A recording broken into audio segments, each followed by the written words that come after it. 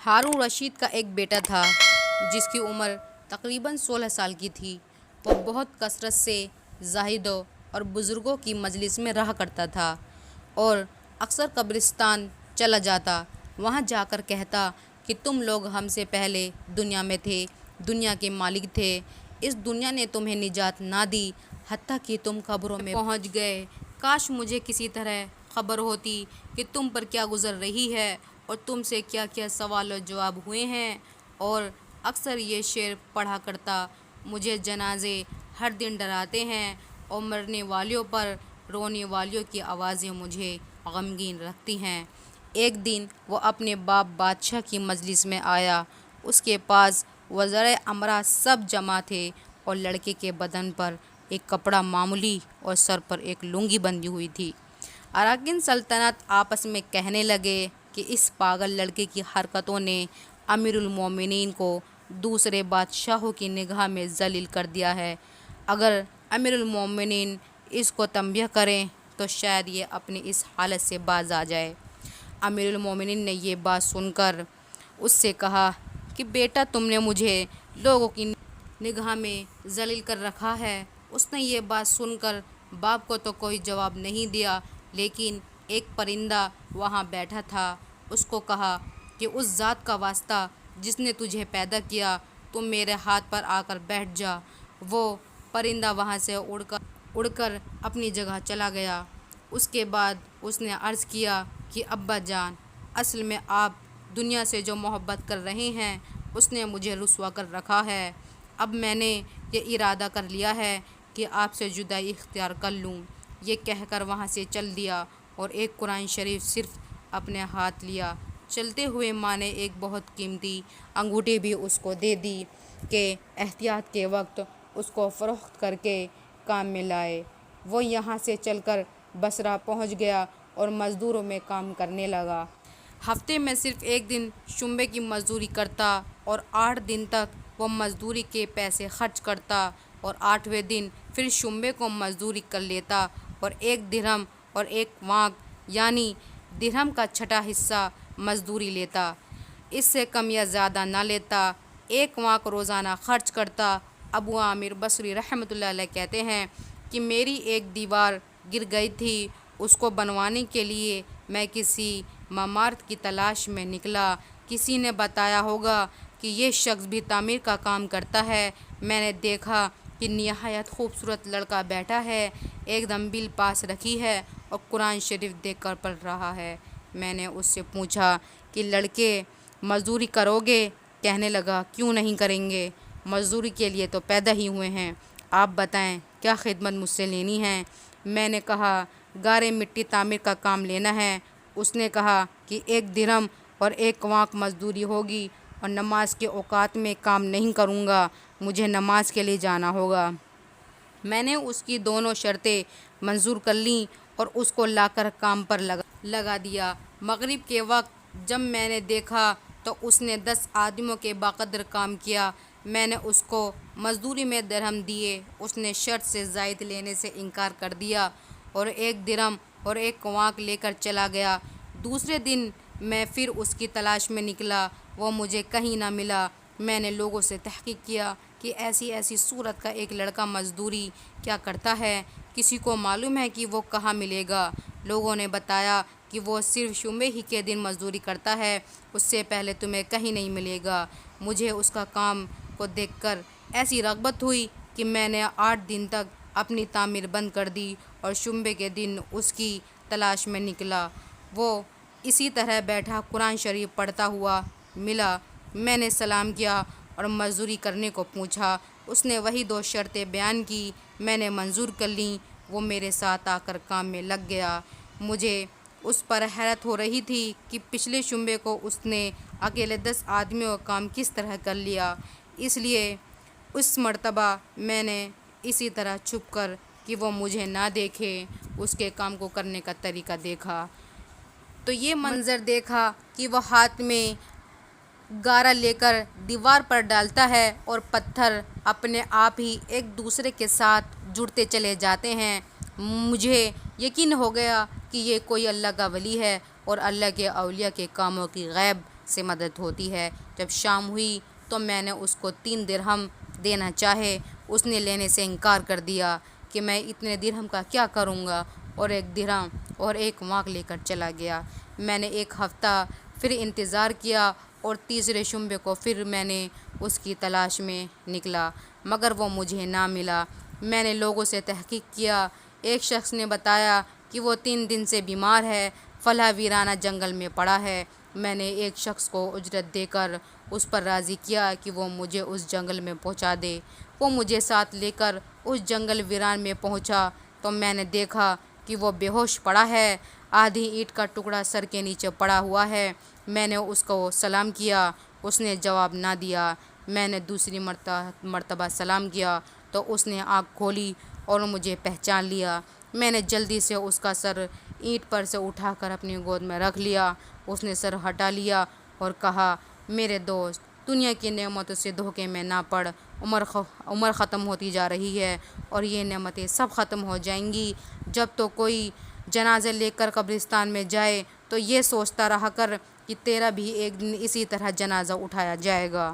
اس کے بعد اس نے مجھ سے کہا کہ ابو عامر، جب میری روح نکل جائے تو مجھے نہلا کر میرے اسی کپڑے میں مجھے کفن دے دینا۔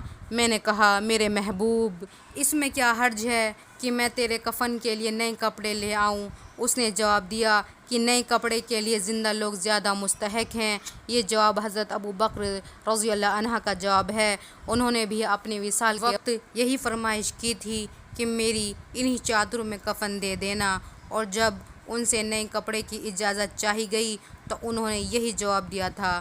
لڑکے نے کہا کہ کفن تو پرانا ہو یا نیا، بہرحال بوسیدہ ہو جائے گا، آدمی کے ساتھ تو صرف اس کا عمل ہی رہتا ہے، اور میری لنگی اور لوٹا قبر کھودنے والے کو مزدوری میں دے دینا، اور یہ انگوٹھی اور قرآن شریف ہارون رشید تک پہنچا دینا، اور اس کا خیال رکھنا کہ خود انہی کے ہاتھ میں دینا، اور یہ کہہ کر دینا کہ ایک پردیسی لڑکے کی یہ میرے پاس امانت ہے، اور وہ آپ سے یہ کہہ کر گیا ہے کہ ایسا نہ ہو کہ اسی غفلت اور دھوکے کی حالت میں آپ کی موت آ جائے۔ یہ کہہ کر اس کی روح نکل گئی۔ اس وقت مجھے معلوم ہوا کہ یہ لڑکا شہزادہ تھا۔ اس نے انتقال کے بعد اس کی وصیت کے موافق میں نے اس کو دفن کر دیا اور دونوں چیزیں گورکن کو دے دیں، اور قرآن پاک اور انگوٹھی لے کر بغداد پہنچا، اور کش شاہی کے قریب پہنچا تو بادشاہ کی سواری نکل رہی تھی۔ میں ایک اونچی جگہ کھڑا ہو گیا۔ اول ایک بہت بڑا لشکر نکلا جس میں تقریباً 1000 گھوڑے سوار تھے۔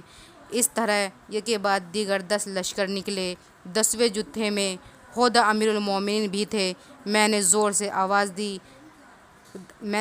آواز دے کر کہا، اے امیر المومنین، آپ کو حضور اقدس صلی اللہ علیہ وسلم کی قرابت داری کا واسطہ، ذرا سا توفیق کر لیجئے۔ میری آواز پر انہوں نے مجھے دیکھا تو میں نے جلدی سے آگے بڑھ کر کہا کہ میرے پاس ایک پردیسی لڑکے کی امانت ہے جس نے مجھے یہ وصیت کی تھی کہ یہ دونوں چیزیں آپ تک پہنچا دوں۔ بادشاہ نے ان کو دیکھ کر پہچان لیا، تھوڑی دیر سر جھکایا، ان کی آنکھوں سے آنسو جاری ہو گئے، اور ایک دربان سے کہا کہ اس آدمی کو اپنے ساتھ رکھو، جب میں واپسی پر بلاؤں تو میرے پاس پہنچا دینا۔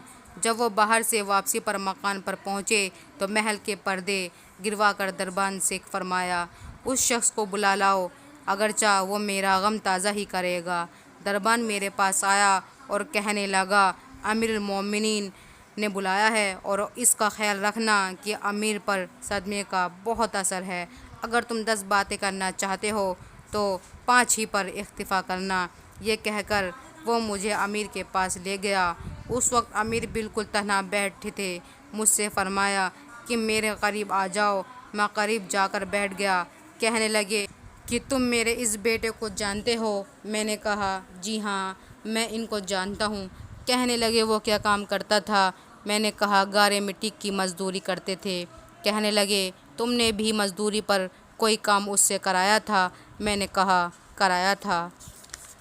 کہنے لگے، تمہیں اس کا خیال نہ آیا کہ اس کو حضور اقدس صلی اللہ علیہ وسلم سے قرابت تھی کہ یہ حضرت حضور صلی اللہ علیہ وسلم کے چچا حضرت عباس رضی اللہ عنہ کی اولاد ہیں؟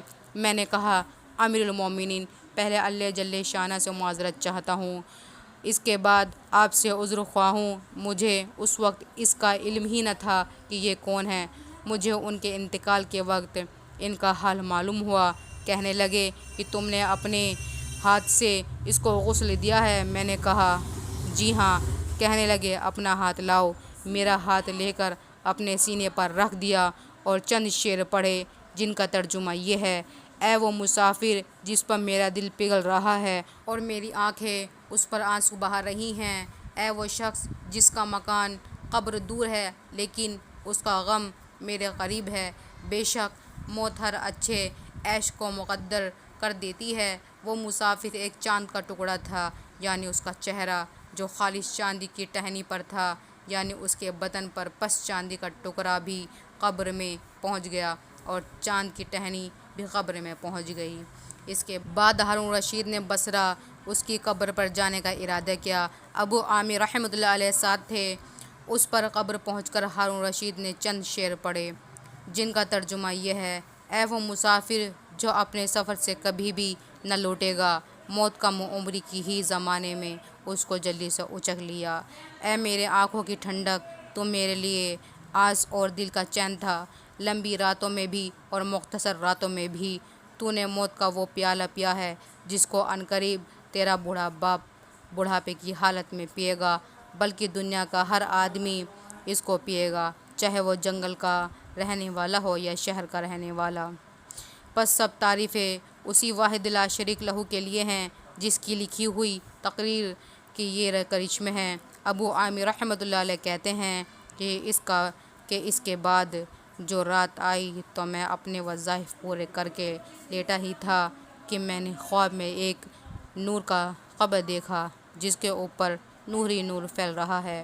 اس نور کے عبر میں اس لڑکے نے مجھے آواز دے کر کہا: ابو عامر، تمہیں حق تعالی شانہ جزائے خیر عطا فرمائے، تم نے میری تجہیز و تکفین کی اور میری وصیت پوری کی۔